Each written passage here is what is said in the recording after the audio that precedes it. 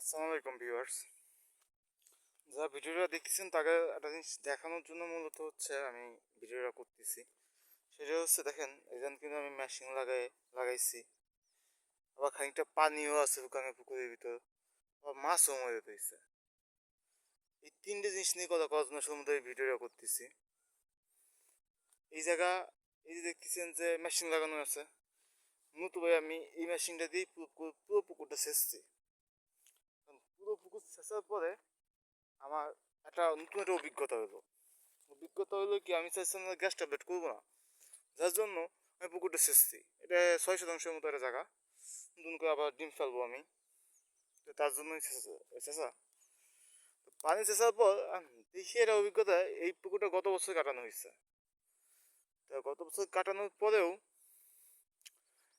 যে দেখি যে 7-8 ইঞ্চির মতো কাদা হয়েছে। তার উপর আবার 7-8 ইঞ্চি কাদা হয়েছে। এই পান নাই তো, এই সাইডে দেখেন পান নাই, এটা পুরো হচ্ছে পান না থাকার জন্য 7-8 ইঞ্চি কাদা হয়েছে। 7-8 ইঞ্চি কাদা হওয়ার পর এই পানি, ওই এক বটের মধ্যে পানি ছিল, যে পানিটা উঠানো যাচ্ছিল না। এখন উঠাইতে না যাওয়ার জন্য আমি ডিসিশন নেই যে আমি তো এটা শেষছি হচ্ছে মাছ কাটা মাইরে ফেলবো। পুকুরে আবার নতুন করে আসছে যে ছোট ছোট মলঙ্গি টলঙ্গি বা টাকি টুকি মাছ আছে, মনে হচ্ছিল আমার কাছে মাছ আসছে।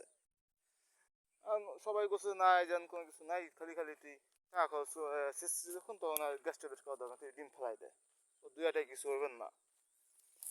আমি তখন করে না ভাই, এটা কথা, এই যে সাদা সাদা দেখছেন ভিডিও সাদা সাদা সবই মাছ মাছ মারা, তো আমি গ্যাস করে দিই। এটা এটা আমি 3-4 দিন পিছিয়ে যাই, খরচ বেড়ে যায়, কারণ যদি পানি এসেছে বা গ্যাসে পানি থাকা অবস্থায় গ্যাস করতে পারতাম, খালি খালি এই খরচটা এই পানি না এসেছে যে এই অবস্থা জানতাম। এটা ব্যাপার, এটা অভিজ্ঞতার জন্য। যেসব পুকুরে দেখা যাচ্ছে 8-9 ইঞ্চি কাদা আছে, ওই পুকুরে আপনি সেইসে কোনো পুরো মাছ মারতে পারবেন না। এটা হচ্ছে অপ্রিয় সত্য কথা। কারণ আমরা তো 1-1.5 মাস ফেলাই রেখে টাইপের হচ্ছে মাছ দেওয়া সম্ভব না, মানে ডিম ফেলানো সম্ভব। আমরা হচ্ছে ভাই 3-4 দিন মাছ পুকুরে মারে উঠছি, তারপর পানিটা নতুন করে চুন টুন মারা নতুন করে পুকুরে মাছ ছাড়বো।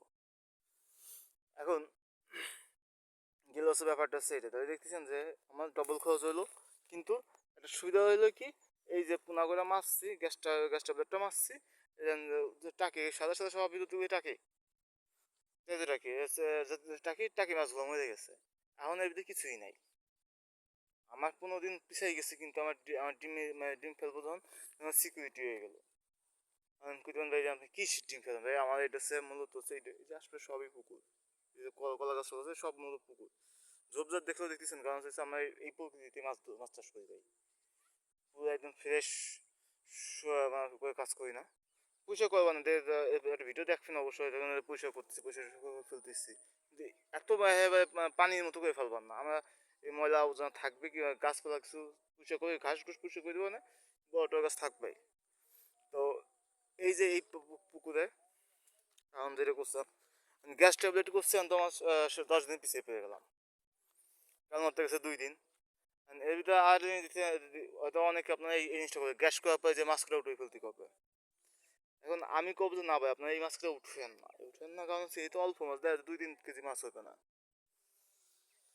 এই 2-3 কেজি মাছ ভাই আপনি উঠে আপনি খাইলে হয়তো খাইতে পারেন, কিন্তু বিক্রি তো আর করতে পারতেছেন না। শুধু শুধু এইসব এইটুকু মাছ না উঠে এটা ফেলাইতো না, এগুলো ফেলাই দিলে 4-5 দিন এই মাছ করে পচে যাবে না। মাছ করে পচে যায় আপনার ওই খালি খালি আপনার ওই গোবর ইউরিয়া আবি যাবি কিচ্ছু মারা লাগবে না তখন। পুকুরি আপনার ডিমের জন্য প্রকৃত পারফেক্ট যে খাবার হওয়া দরকার, সে খাবার এই পচা মাছ দিয়ে যাবে না। আপনি চুন লবণ জীবাণুনাশক এগুলো করবেন, এটা করবেন, কিন্তু এই মাছগুলো উঠানো দরকার না। এই মাছগুলো আপনি প্রকৃতিক পরিবেশে এরা পরিচিত হয়েছে, এরাই জৈব মানে খাবার তৈরি করে রেখে দেবেন। শুধু শুধু আপনার তার জন্য কিছু করা লাগবে না, তার জন্য আমি এই মাছগুলো উঠাচ্ছি না।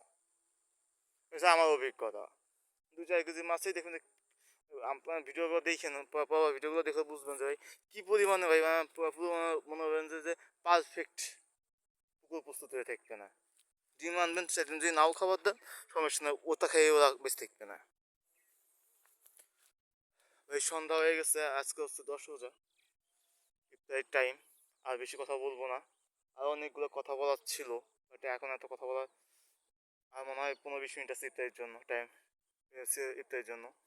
তাই এইটুকুই যাই ভাই জানালাম। যদি মাছ চাষ সম্পর্কে কিছু জানার ইচ্ছে থাকে অবশ্যই আমাদের নক জানা নক করবেন।